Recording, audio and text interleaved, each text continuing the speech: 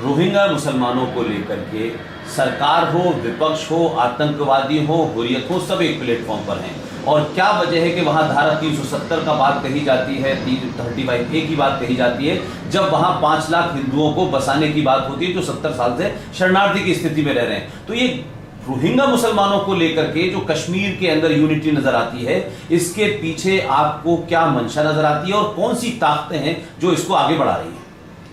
देखिए, ये मामला जो है, ये जितनी जानकारी मेरे को मालूम है, इसमें मैं इस बात में कोई संदेह नहीं है, इस बात में कोई संदेह नहीं है कि ये एक ग्लोबल जिहाद का नैरेटिव है। इसको ग्लोबल इस्लाम के पर्सपेक्टिव से देखा जा रहा है। और हैरानी की बात है कि इस मुल्क के 2 टुकड़े हुए और फिर पाकिस्तान के भी दो टुकड़े हुए। ईस्ट पाकिस्तान बांग्लादेश बना, लेकिन एक इस्लामिक देश होते हुए भी रोहिंग्यास को यहाँ हिंदुस्तान में आना पड़ रहा है। तो ये अपने आप में बहुत विचित्र सी बात है वहाँ पे। दूसरी बात ये है कि देखिए, इसमें जो तत्वों का ये जो अभी लेटेस्ट जो क्लैश हुआ है म्यांमार में, इसमें ISI, लश्कर तोयबा और आपको हैरानी होगी ISIS का भी इसमें हाथ है। और ये जो फ्रेश राउंड ऑफ अटैक्स हुए हैं, यहाँ जितनी बांग्लादेश की इंटेलिजेंस एजेंसीज हैं और इंडियन एजेंसीज हैं, उनको सारा डिटेल मालूम है कि कौन किससे बात कर रहा था और ISI से किस तरह से उसके इंस्ट्रक्शन दिया जा रहा था। तो ये रेडिकलाइजेशन का काम जो ये रोहिंग्यास का है, ये बांग्लादेश के कैंप्स में हुआ है। जो की इनके लीडर्स थे रोहिंग्यास के मिलिटेंट लीडर्स, उनको पाकिस्तान में उनकी ट्रेनिंग हुई है।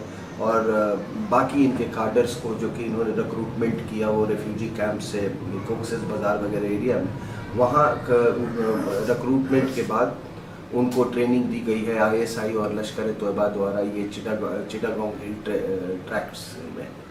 तो ये ग्लोबल जिहाद का मामला है और मैं इस बात में से बिल्कुल नहीं कतराऊंगा ये कहने में कि हमारे यहाँ ग्लोबल जिहाद के बहुत वोटरीज हैं, सरकार में हैं, जम्मू कश्मीर के सरकार में हैं, और भी लोग कई जगह हैं जो कि इस विचारधारा में आस्था रखते हैं।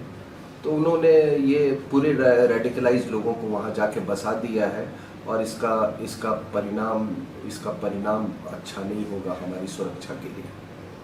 और जो JNK का जो ओवरऑल नैरेटिव है, इसके लिए एक नया element of insecurity for the country ये इंट्रोड्यूस किया गया है। और अगर हम अपने आप को महफूज रखना चाहते हैं तो इनको यहाँ से डिपोर्ट करने के अलावा हमारे पास कोई रास्ता नहीं। एक वकील साहब ने इनके सिलसिले में कि इनको जो है शरणार्थी का दर्जा दिया जाए सुप्रीम कोर्ट में अपील की है, लेकिन कल रात जो है RSS के एक लीडर गोविंदाचार्य जी ने उस पर काउंटर जो है अपील डाली है सुप्रीम कोर्ट में। आपको लगता है कि भारत के अंदर तमाम सारी समस्याओं का हल जुडिशरी है या सरकार को भी कुछ करना चाहिए कि सारी चीज जुडिशरी तय करेगी? देखिए साहब, ये जिस वकील साहब की आप बात कर रहे हैं, वो वकील साहब हर उस चीज के साथ होते हैं जो कि देश को नुकसान पहुंचा सके। वो हर ऐसे आइडियोलॉजी के जो मर्डरस आइडियोलॉजीज हैं उनके ये समर्थक हैं, ये जिहादियों के समर्थक हैं, ये माओवादियों के समर्थक हैं।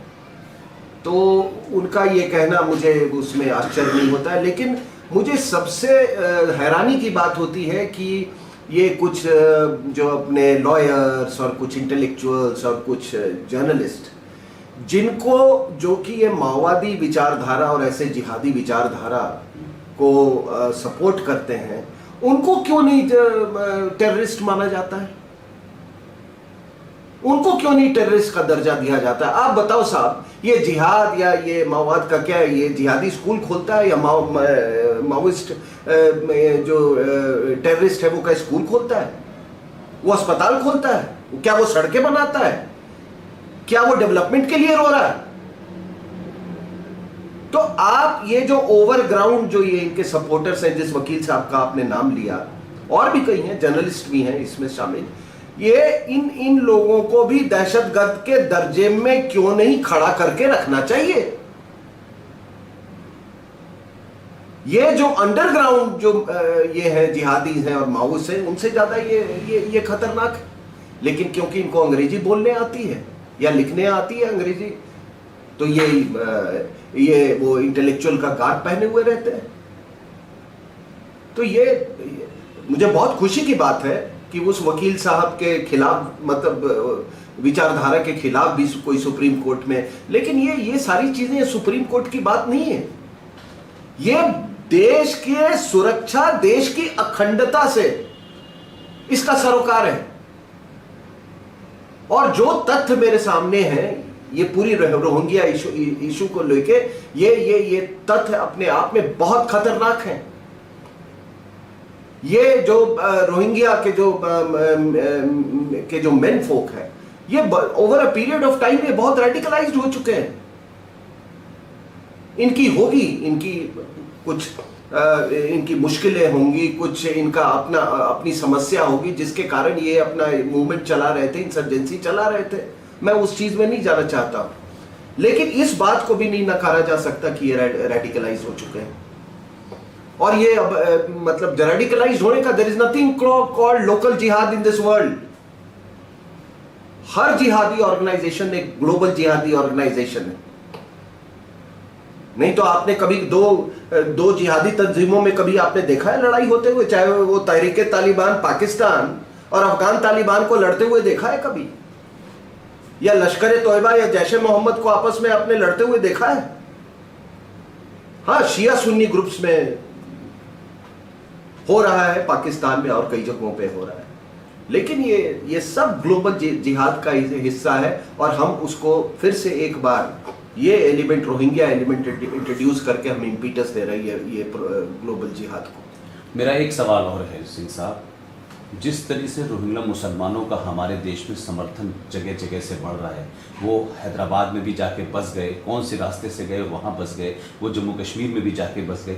मुझे लग रहा है क्या इस देश में हिंदू मुसलमानों को लेकर के फिर एक बार हम 1947 की तरफ तो नहीं बढ़ रहे? हर छोटे बड़े मसले को हिंदुस्तान और मुसलमान और हिंदू के बीच में बांटा जा रहा है। तो चीज़ें उधर बढ़ रही हैं या एक वर्ग ने तय कर लिया है कि अब किसी भी कीमत पे हम कोई बात मानने को तैयार नहीं है? हर छोटी छोटी बीच को बात को कम्युनल रंग दिया जा रहा है, रोहिंग्या मुसलमानों की बात को भी हिंदू मुस्लिम में टर्न किया जा रहा है। देखिए साहब, एक मेरा अपना ये मानना है कि जो एक नैरेटिव चली, आप वाकिफ हैं, आप खुद अलीगढ़ मुस्लिम यूनिवर्सिटी के हैं, एक नैरेटिव चला, एक आइडियोलॉजी ने जन्म लिया और उस आइडियोलॉजी के तहत पाकिस्तान बना। हमने पाकिस्तान बनने दिया, लेकिन जो हमारा हिंदुस्तान का जो नेशन बिल्डिंग है, उसके कोर प्रिंसिपल्स क्या है, उसके कोर प्रिंसिपल्स क्या होने चाहिए, वो आपको तय करना होगा। और इसीलिए मैं बार बार मैं इसको कहता हूं कि अगर आपने हिंदुस्तान की यूनिटी, इंटेग्रिटी और इसका आप चाहते हैं कि ये अपने जो मुकाम डिजर्व करता है उस मुकाम तक पहुंचे, तो आपको एक इंडियन ब्रांड ऑफ इस्लाम आपको बनाना होगा। और वो ब्रांड था पिछले 2-3 दशक में। वो ब्रांड को धीरे धीरे डिस्ट्रॉय किया जा रहा है, और उसके डिस्ट्रक्शन से सबसे ज्यादा नुकसान हिंदुस्तान के मुसलमानों का है। क्योंकि आज आप जितनी ये तबाही देख रहे हैं, कोई सुसाइड बॉम्बर बन रहा है, कोई चाकू लेके वो जिंगजियांग प्रोविंस में रेलवे स्टेशन के बाहर सबको मार रहा है, कोई गाड़ी से लोगों को कुचल रहा है। पूरे रमज़ान में आपने देखा किस तरीके से इस बार जगह जगह पर बम फोड़े गए। मुसलमान को मार रहा है, वो इसलिए क्योंकि एथनिसिटी और इस्लाम में एक स्ट्रगल चल रहा है, और एक सेंस ऑफ एक आइडेंटिटी क्राइसिस। ये जितने हमारे मुसलमान भाई लोग हैं वो ग्रिप कर रहा है उनको। तो ये सेंस ऑफ आइडेंटिटी क्राइसिस अगर हिंदुस्तान में भी जिस तरह से बढ़ रहा है, अगर ये होगा और ये ग्लोबल जिहाद का नैरेटिव हो, तो ये आप ये समझ लो कि न इस देश में कभी शांति नहीं हो सकती। तो ये मैं बड़ी बुनियादी चीज़ें आपको बता रहा हूँ। अक्सर लोग जो सल्यूशन देते हैं या किसी मसले का हल देते हैं, वो टेम्पररी आप उसको कुछ ये कर दो, लॉ एंड ऑर्डर। ये लॉ एंड ऑर्डर से बहुत बड़ी चीज़ है ये।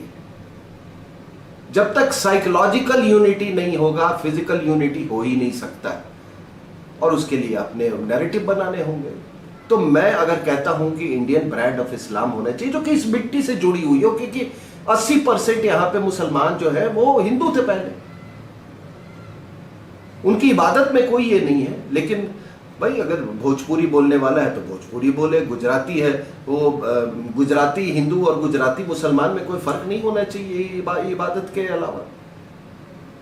तो ये चीज़ ये बहुत महत्वपूर्ण मैं बात कह रहा हूं। और इसीलिए आपने जो सवाल पूछा कि ये क्यों इसको उस चश्मे से देखा जाता है, प्रिज्म से, ये हर चीज को, वो इसीलिए एक हिंदुस्तान के मुसलमान को भी रोहिंग्या से द्वारा पैदा हुए इनसिक्योरिटी के लिए उतना ही कंसर्न होना चाहिए जितना एक हिंदू को होना चाहिए।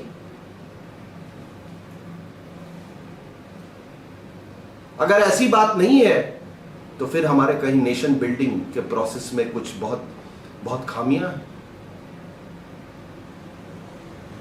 Cut it.